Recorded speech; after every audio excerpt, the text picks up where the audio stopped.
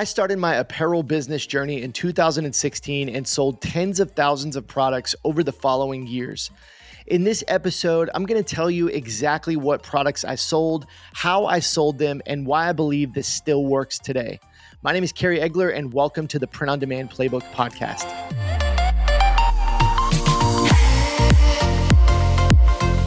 What's up, everybody? It's Kerry here with a solo episode of the Print on Demand Playbook podcast.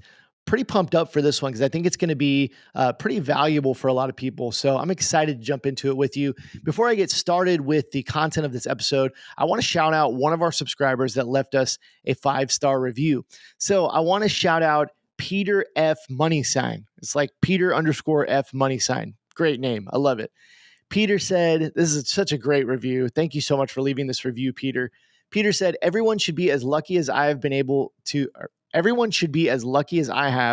be able to find and listen to this podcast. I find it personable, relevant, informative, and entertaining. I've been doing research for a long time with Print on Demand. These guys are the most honest, down-to-earth dudes I have come across. What? Wait, you are not saying I can make 10K in my first 30 days? All the other so-called gurus say that I can.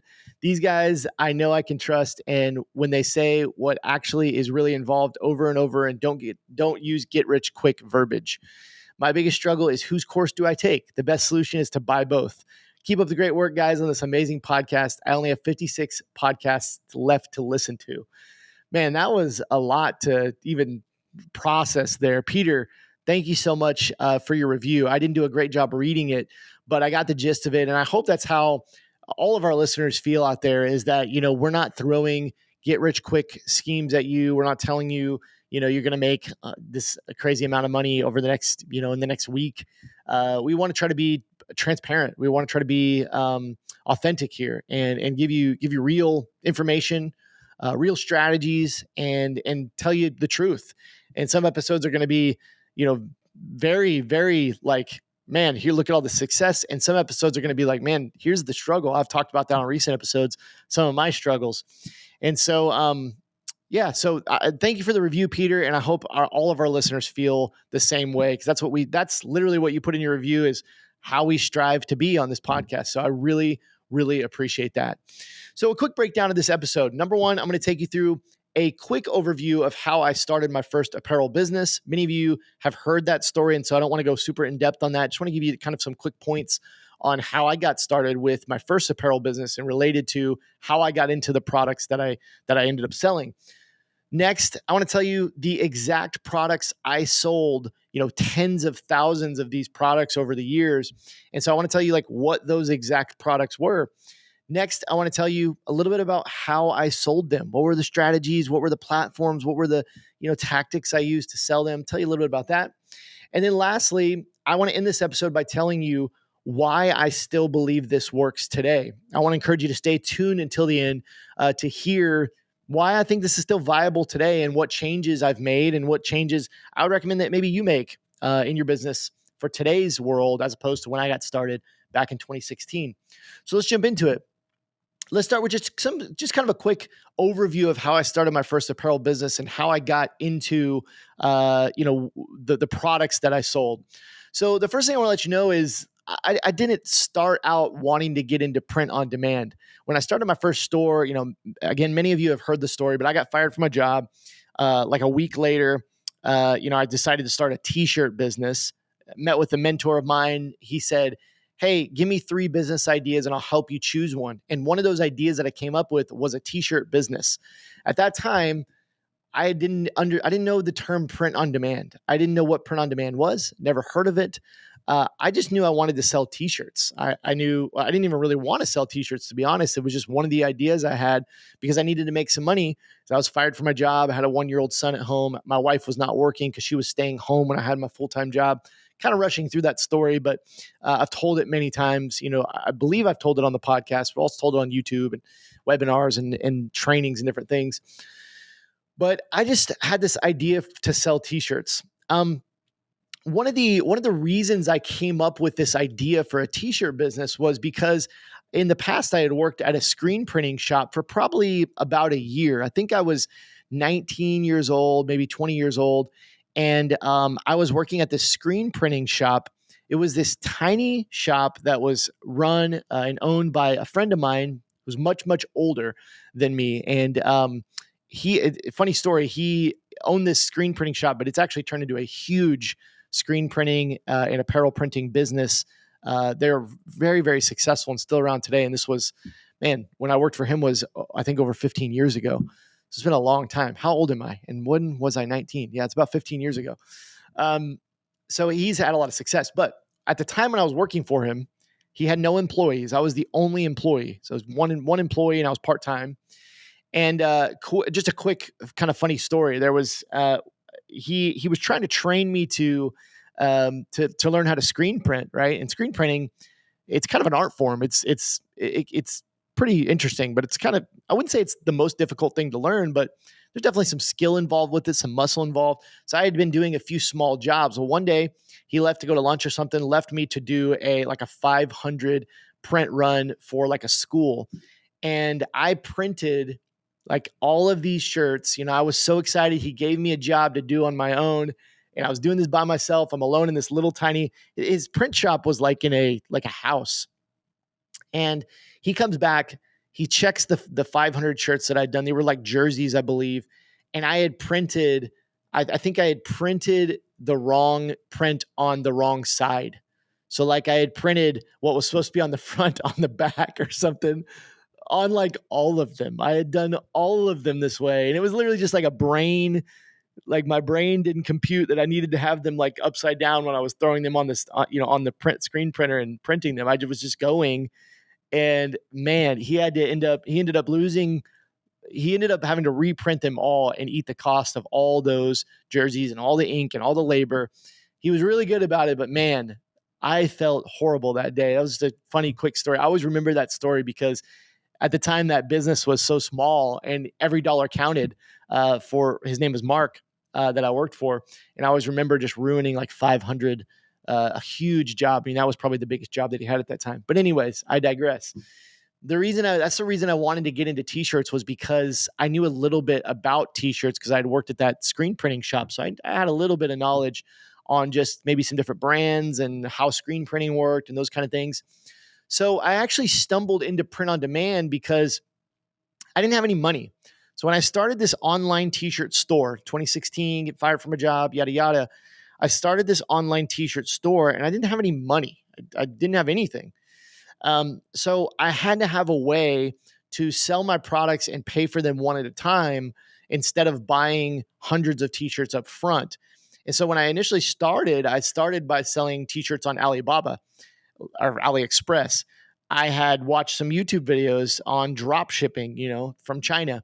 That was really like the only way at the time that you could sell physical products without any like capital or upfront money, upfront investment. So I was selling on AliExpress, and after I sold a few orders on AliExpress, I quickly realized this wasn't going to work. The sizing was like completely different. These were like China-made t-shirts. My customers were really mad. In fact, my first two orders on my store were refunded. They were both refunded. I think it was like $80 or $90 that I had to refund, which also hurt. Had to eat a lot of money there. I say a lot of money. At the time, I probably lost $100 of my own money. But at the time, $100 was like, oh my goodness, this is like diapers for a month probably at the time, pre-inflation, right? 2016. Anyways, so I needed a way to. I after the AliExpress thing, I was like, okay, what do I do? I can't use AliExpress because I have had all these issues. It's taking 8 weeks to get to my customers. I mean, this just isn't a viable solution. How can I do this without money? Am I going to have to buy t-shirts, yada, yada? Anyways, during my research, I discovered print on demand, discovered this business model. And I was like, this is really a thing. This is really and I still feel like that today. I still feel like this is really a thing.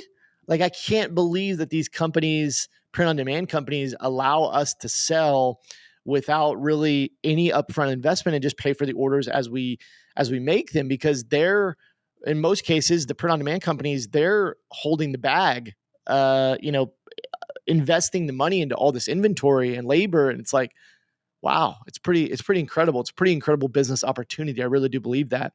And so I stumbled into print on demand, and I want to just be transparent and kind of tell you even like who I used. The first company I used was T Launch, TEELAUNCH. That was the very first print on demand company that I used. And I ended up using a few different ones in spurts or maybe in small chunks. I think I used SPOD at one point. And then I ended up landing, or most of my volume was done with this company called Tscape, TEESCAPE. I sold, tens of thousands, multiple tens of thousands of orders with Tscape, and they're still around today. Very small company. They haven't changed at all in like 7 or 8 years. They're like exactly the same. And as many of you know, my favorite print on demand company today is called Gelato, GELATO. But this is many years ago. And so I started with T Launch. And so I want to talk about that experience a little bit. And I think they're a good company. I think a lot of the companies that I used they're good companies. I don't want to hate on them at all. But anyways, so I started using T Launch. There at the time there wasn't a lot of print on demands. There was really only a few. I mean, there was Printful, Printify, there was T Launch, there was SPOD, there was this little company called Tscape, and probably a few other ones. But there wasn't a lot of options. It wasn't like there was hundreds of print on demand providers. And in fact, I've done YouTube videos where I've gone back in the Wayback Machine. If you go on Google and go to Wayback Machine, you can actually go back and see the Shopify App Store from those years. And I went back to 2016, 2017, and these, years in the Wayback Machine is like, you search print on demand and it's like 10 apps. It's like, what? It's wild how much it has grown in 7 or 8 years. Flipping wild. It is wild. I would say multi-billion dollar industry, print on demand. I think. So that's how I got into print on demand, started using Tscape. And that moves into kind of the second portion of this episode where I want to tell you the exact products I sold that made me a lot of money and that I sold, tens of thousands of items. So I'm going to take you through a few here. I don't think any of these are going to be earth shattering. They're not going to like rock your world, with these great products. But I want to tell you what I sold and just how simple it is. That's kind of what I want you to get out of this section of hearing the products that I sold. Like, I wasn't doing anything complex. I still don't. I don't do anything crazy. I'm not trying to find the trendiest product. I just wanted to sell t-shirts. And I always kept it pretty simple. I have always kept it simple. And that's still today. I think simple sells. I think simple is always better. And yeah, I'll get into that later in the episode, why I still believe this works today. But let's talk about the products that I sold. The first product I think that I ever sold with print on demand through T Launch was the District DT6000 Very Important Tee. This is a unisex t-shirt. And so some of the things that, I guess some of the reasons I chose it, number one, it was affordable, very inexpensive at the time. I want to say it was like maybe $6 through T Launch, maybe $7, somewhere in there. I think today it's still only like $9, $10. It's not crazy. But it was very affordable. It fit decent. They had a decent amount of colors, average amount of colors. And, it was on T Launch at the time. And so that's the first t-shirt that I went with. And I want to tell you about, why I ended up switching from this t-shirt and that kind of thing. One of the other things I want to mention is that, and I kind of alluded to this, but this was the only product I sold at the beginning. There was no other products. I started with the idea of, I just need a basic unisex t-shirt. I think women like unisex t-shirts. I think men like unisex t-shirts. I just needed a good all around t-shirt. I wasn't trying to do anything too crazy.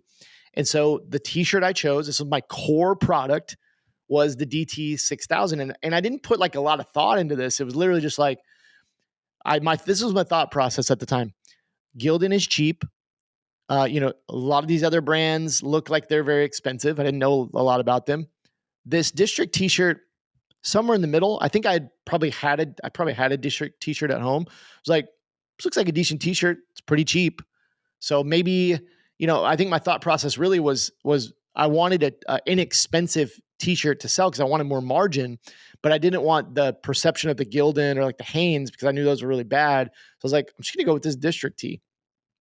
So that was kind of my thought process.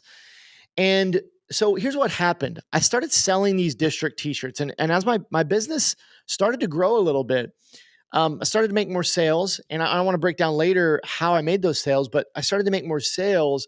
And as my sales started to grow, I started to have issues with this t-shirt. And to be honest, it wasn't the t-shirt, it was the print.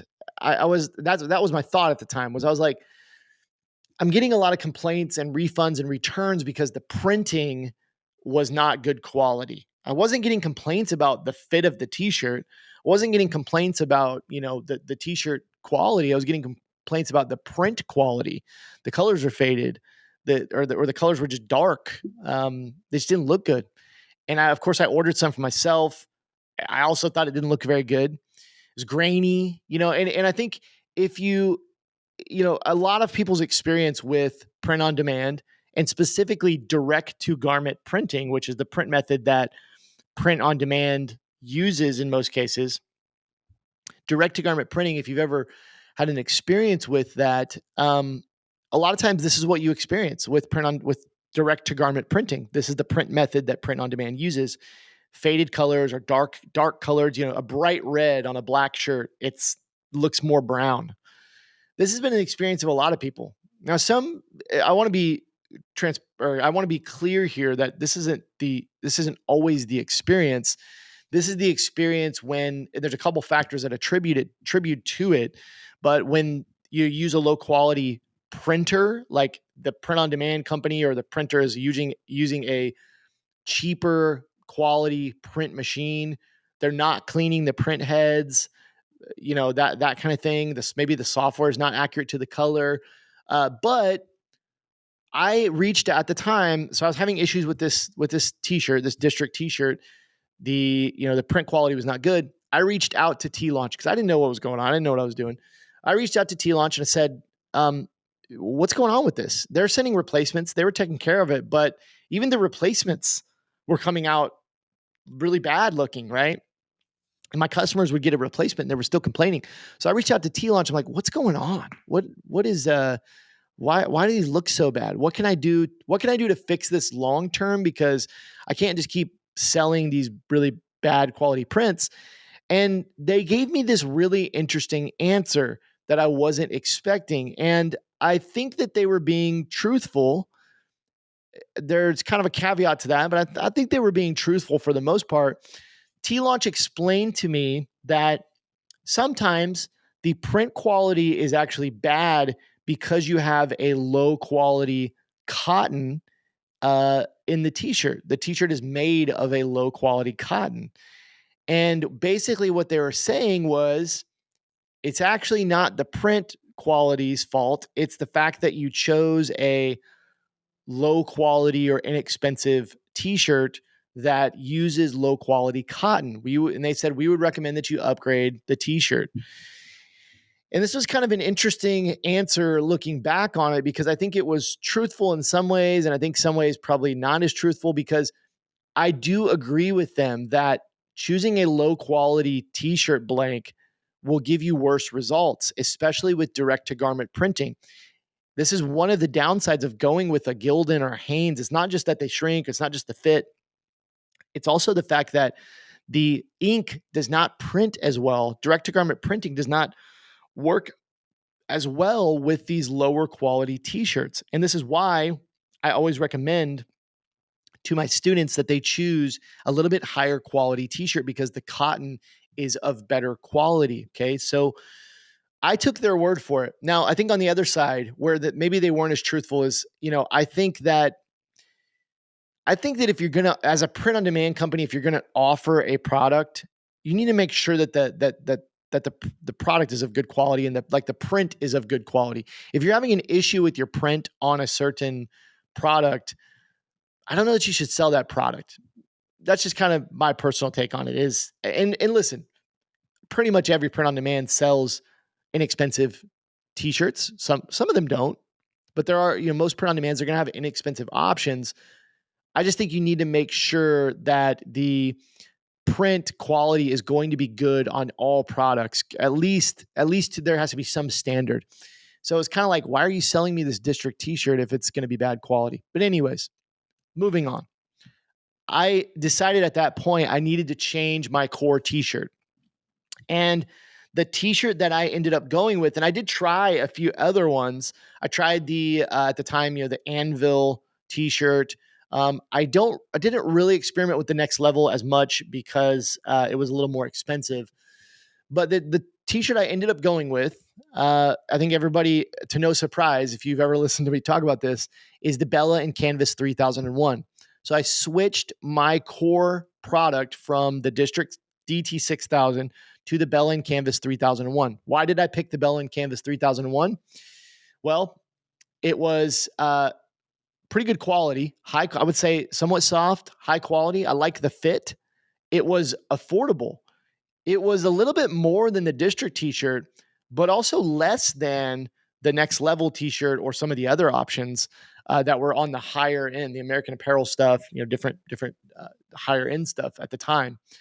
So it was like in this middle ground. It was still pretty affordable. It didn't shrink a lot. So I liked the fit. It was just a little bit longer, which I liked, and it didn't like shrink a ton. So I didn't wash it one time and then like I was busting out of it. It was like it didn't shrink much.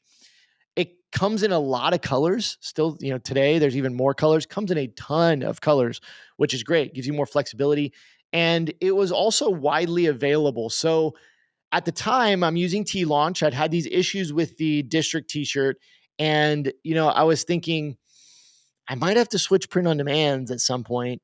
So I want to make sure that the t-shirt I go with is one that is widely available.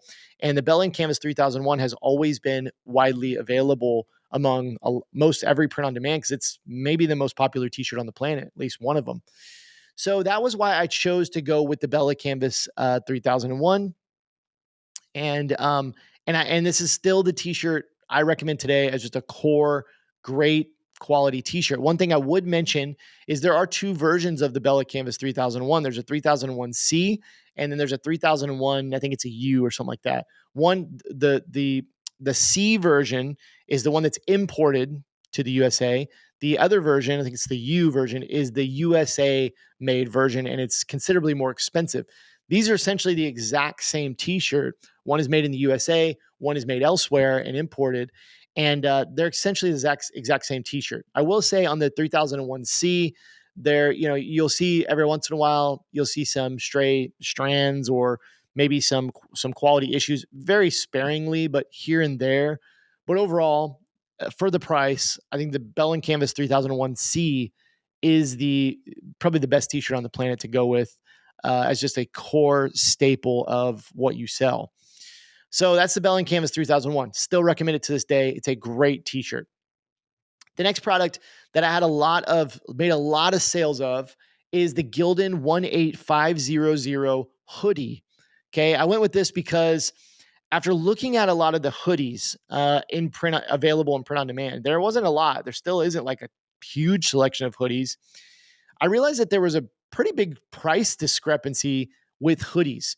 You had the Gildan hoodie, and there's other ones like the Port and Company or Port Authority, a few other like the Hanes and like these lower priced ones. But then there was like this big jump to like the Champion hoodies or the Bell and Canvas or some of these higher end hoodies. It was a really big price jump, and so I had trouble justifying that price jump and trying to price my products right to still make margin. But after doing my research and like ordering these for myself, the conclusion I came to was that the Gildan 18500 was a widely accepted and pretty good quality hoodie. I think when you want a hoodie, you're not as concerned about it being the most comfortable thing in the world because you're not wearing the hoodie on your naked body. You're wearing a t-shirt underneath the hoodie. So the hoodie's not going directly on your skin. So you're not as worried, not as concerned about it being like this soft and comfortable. I think it's still important, but you're not as worried about it being as like soft and comfortable as you would a t-shirt, because that t-shirt's going directly on your skin. So I came to this conclusion that I was like, the Gildan 18500 hoodie, it fits pretty good and it's fairly comfortable and it comes in a lot of colors. The pricing is good. And so I think that this Gildan hoodie was pretty widely accepted as just a good, solid quality hoodie. And so that's the one that I ended up going with and sold a ton. My most sales all time have always been the Bell & Canvas 3001 C unisex t-shirt. My second best selling product has always been the Gildan 18500 hoodie. So those are my core products. The hoodie came later though. The t-shirt, unisex t-shirts was my bread and butter. The Bell & Canvas 3001. I added the hoodie later. As I added the hoodie, that brings me to my fourth product that I sold, which was the Gildan 18000. So Gildan 18,000 crew neck sweatshirt. This is essentially the same exact product as the Gildan 18500 hoodie, but this is just the Gildan 18,000 crew neck, so it doesn't have a hood. It's essentially the same product, it just doesn't have a hood. Why did I have this in my catalog? Well, when I added the hoodie, I figured I also need a crew neck for people that don't like hoodies. What I ended up finding out in my own business was I sold way more hoodies than I ever sold crew neck sweatshirts, but I did make sales of the crew neck sweatshirt, and so it was good to have it in my catalog as an option. So, to be completely honest and transparent with you, those two products, the Bell & Canvas 3001 and the Gildan 18500, those are responsible for probably 90% of the sales I have ever made. Those two products are, the best sellers, which again just adds to everything I mentioned at the beginning, which I'm going to talk about more, is just the simplicity. Just you don't need to do anything that's crazy. You just need to have a good design on a decent quality product. It's not that difficult. It's a really simple business model. We make it a little too complicated, but anyways. Then from there, the Gildan 18,000 crew neck, made some sales of that. Then I also have over the years sold a decent amount of youth stuff. So mostly it's been the rabbit skins, toddler and youth shirts. So these tinier shirts. And then I've also sold some of the Gildan youth shirts. I think it's the 5000B is specifically the model that I've sold the most of. Again, these are much less than just the unisex t-shirts and hoodies.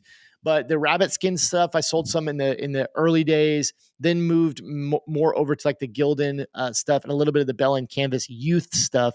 Mainly it's toddler t-shirt, infant t-shirt, and then like a youth t-shirt, like a youth like unisex t-shirt. And what I would say is like the rabbit skin stuff, not the greatest quality, but I think when it comes to like especially babies, you really don't need the greatest quality. It's not as important as it is for adults, right? If it shrinks a little bit, it's fine. So most people have been satisfied with those products that I've sold to. Never have got a lot of returns on those. Some other products that I sold that didn't do as well, but have made some sales over the years: mugs, hats, and tank tops. These were categories that I thought, early on, man, I could really, expand out with these products. And they just never really took off for me. I promoted them. I did, ad campaigns for them. Just never really took off. I'd say I probably sold the most of the tank tops over the years, but not a lot. It's very rare that I sell a tank top. Most people are going with the Bell Canvas 3001 or the Gildan 18500 hoodie. Just didn't necessarily take off for me. That's not to say that, it's not a good strategy for you to take your best selling designs and put them on things like mugs, hats, tank tops, or youth items. It just didn't work for me in my niche. And it hasn't been the best selling, products that I've sold. So those are the products. There's not much else to say about it. It's pretty simple catalog. I think that kind of, just to add on to that, and I want to move into the next section. To add on to that just a little bit, I've never been the print on demand seller that is, making thousands of designs all the time, adding them on thousands of products, listing them everywhere. I had a really simple product catalog, a really simple marketing strategy, and that's what I did. So, with that being said, let's move into how I sold these products. And hopefully you can take some nuggets from this and you'll learn something from it. As you'll see with my selling strategy, also very simple. I like things to be simple because I value my time. I value just the simplicity of the work. You know, when you hire a team member, you want it to be simple. When you try to train somebody, you want it to be simple. Try to explain things to people, you want it to be simple. I always think simple is better. So, how did I sell these products? Well, I started with Facebook ads. Maybe not the best strategy, maybe it is, but that's how I started, was with Facebook ads. Here's specifically what I did. This is in 2016 area, so keep that in mind. But I had this mentor that, was the guy that I mentioned that helped me decide what business model that I should choose.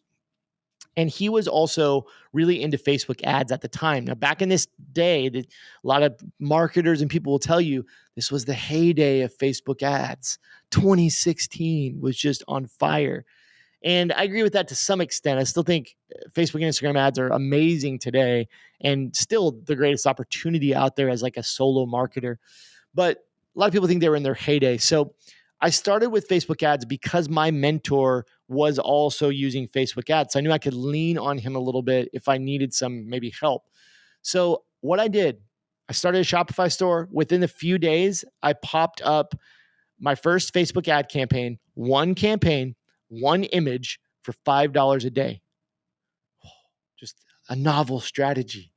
It was so creative. Anyways, to my surprise, after one day, about 24 hours in, I got my first sale. And I started to kind of like in very, very baby steps, scale that up. $7 a day, $10 a day, $20 a day. I think at somewhere around like $20 a day, I was freaking out that I was spending that much on ads. Let me just pull out my calculator because I was thinking of it in this way. If I spend $20 a day on Facebook ads, that's $600 a month. I don't have $600 to my name. How am I going to spend $600 a month on Facebook ads? But as I started to see the sales come in, I started to realize that I could put money in and I could get profits out, and that would fund my advertising. So Facebook ads were the primary way that I was bringing in new sales at the time. Here's what's crazy about this. Facebook ads have continued to be a staple of how I sell for over 7+ years. I still use Facebook ads, Instagram ads today. I still use some of the same strategies and tactics I used back then, and they still flip and work. It's crazy. Through all of the changes, iOS 14, all these changes with pixels, all these changes with accounts getting shut down, like they still work today. And I still use some of those same strategies. Now, I've had a lot of ups and downs with Facebook and Instagram ads. I'm not here to tell you that it's this smooth ride. I've had a lot of periods with Facebook and Instagram ads where they just didn't work, where they weren't profitable. Now, a lot of that can be attributed to maybe just not having a winning design at that time. But the fact of the matter is, if you're using Facebook and Instagram ads primarily as your primary acquisition channel, it's not always going to be roses. If you find a winning design and you start to see that that's profitable, ride that flipping wave, milk it for every last dollar, because it may not work again. And it will probably work again, but it may not always be that easy, is what I should say. It's not going to always be that easy to just pop up ads and have that kind of success and to be scalable. So here's what happened. Let me kind of walk you through what happened. I was using Facebook ads, trying to scale this up. That's basically all I was doing, was putting out new designs and popping up an ad for them and trying to make it profitable. That was really my strategy in the beginning. And after a few months, Facebook ads stopped working for me at this time. I couldn't figure it out. I couldn't figure out why they weren't working. I couldn't figure out how to fix it. And the problem was that I had no backup plan. I had no other strategy to fall back on when these Facebook ads were not working. And this is when I realized, and I learned probably from going to a conference or reading a book, guys like Russell Brunson that I was really, really learning from at the time, guys like my mentor that I was really learning from at the time, other, people and gurus that I was learning from. I realized the huge light bulb moment. I needed an email list. I needed an email list because I realized that my email list is an asset that I could own and that I could have full control of and that no one could take away from me.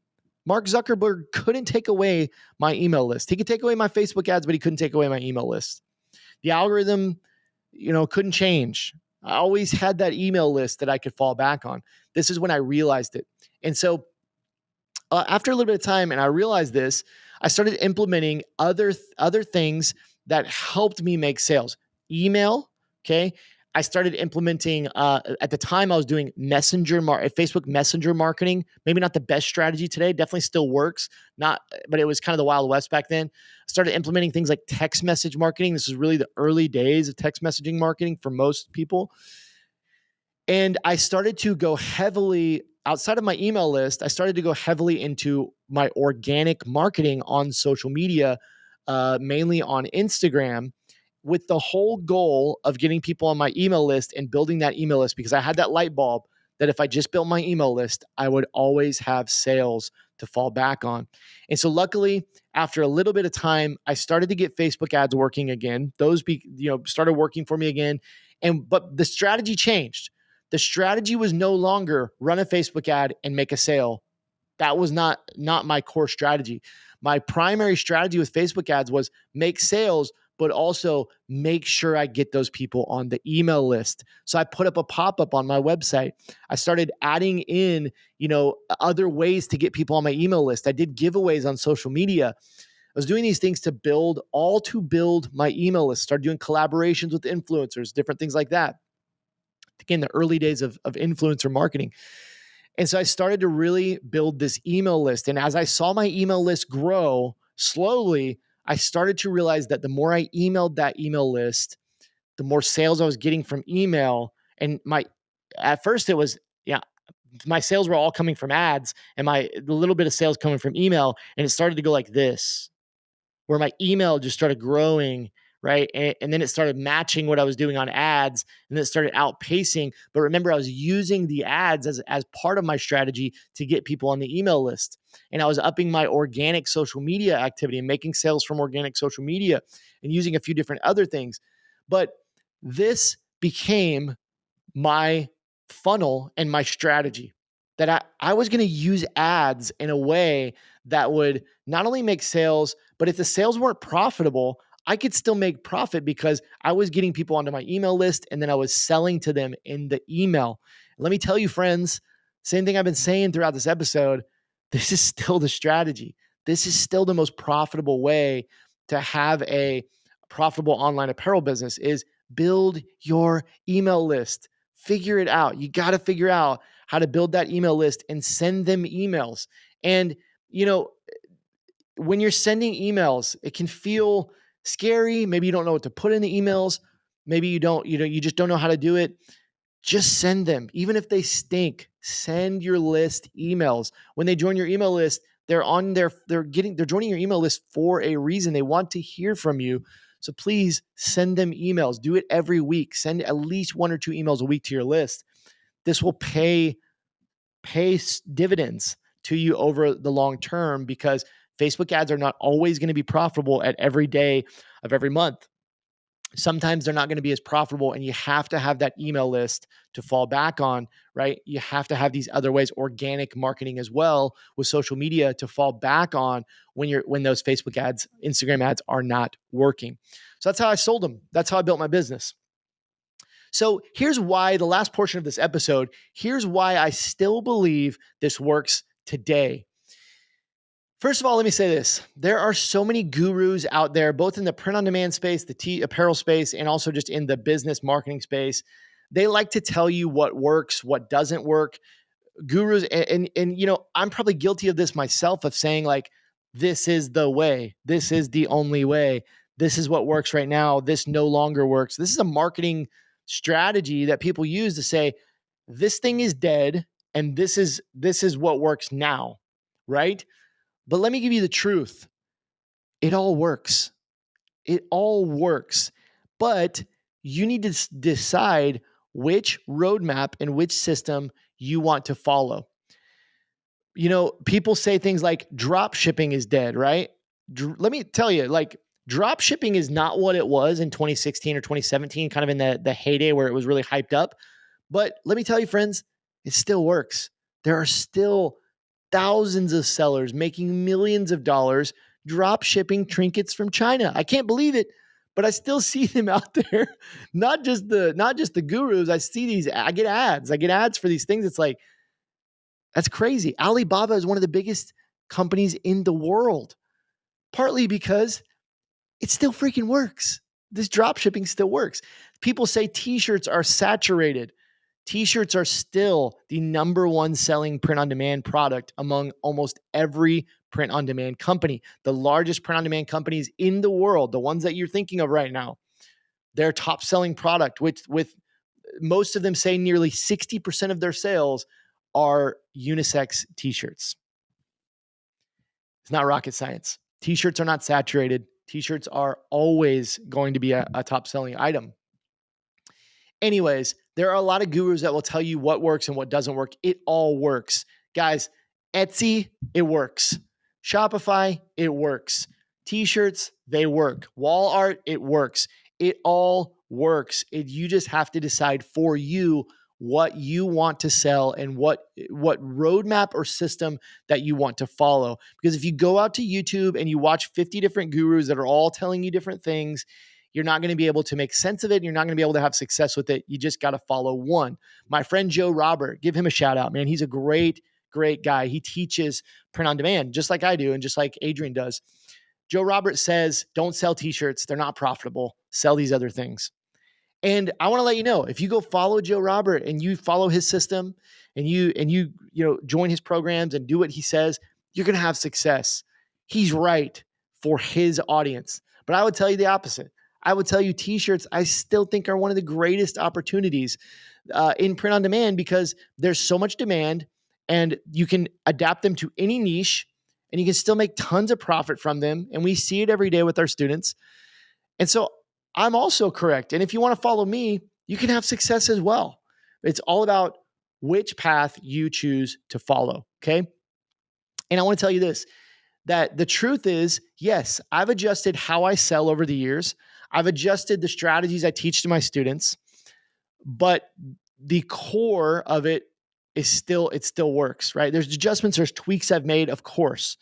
And I also want to let you know why I believe it still works today is because I see so many success stories inside Shirt School. This is not to promote my program. I don't want to make it sound like that, but it's so encouraging when I see my students succeed.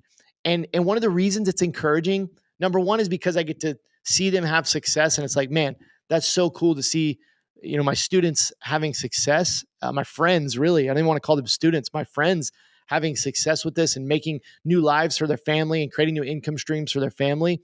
That's number one. The number two reason, though, is it also reminds me that this works. And I get to look at it and I go, man, people like to question whether this works or not, but look at the proof. Look at the proof. Look at, this student that's made a 7-figure business. Look at all these students that have made multi-6-figure businesses. And then look at this student that just got their first sale. Look at this student who just got their 10th sale. And I get to look at that and I get to say, wow, it's amazing that even though there's all the haters, it works. Here's the proof, right? And, anyways, that it encouraged me. It encourages me. And so I also do want to I want to throw a soft invite out there for anybody that wants to learn more about my system. If you want to learn more about Shirt School, I did just in talking about this section, I wanted to throw this out there for you. We have a free class. It's over at shirtschool.com, shirtschool.com, shirtschool.com. If you go over there, you can actually register for a free class, and it's about 75 minutes, and I break down my entire Shirt School system. I show you a ton of success stories, successful students, and then at the end, I give you an opportunity to check out Shirt School. So I do want to let you know, if you've listened to this episode and you're like, man, I want to do this, I'm ready. If you're ready to go, if you're ready to do this and have success with it, go check out the free class over at shirtschool.com. Set aside a little bit of time, maybe in the evening, you put your kids down, or the house gets quiet, put it on the TV or put it on your iPad or even on your phone. You can watch it. Probably recommend get it on a big screen though. Get out a notepad, take some notes, learn about my system and how it works. And I believe that you will understand, or I believe that you will start to believe that it can work for you, when you watch that class. So shirtschool.com if you want to check out that free class. So that's going to wrap it up for today's episode. I hope you enjoyed it. I hope you have a wonderful day. And I want to thank you again for listening to this episode of the Print on Demand Playbook Podcast. Thanks a lot. Have a great day.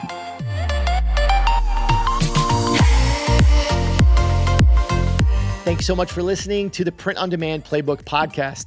If you enjoyed it, please leave us an honest review on whichever platform you're listening from. Thanks again and have a great day.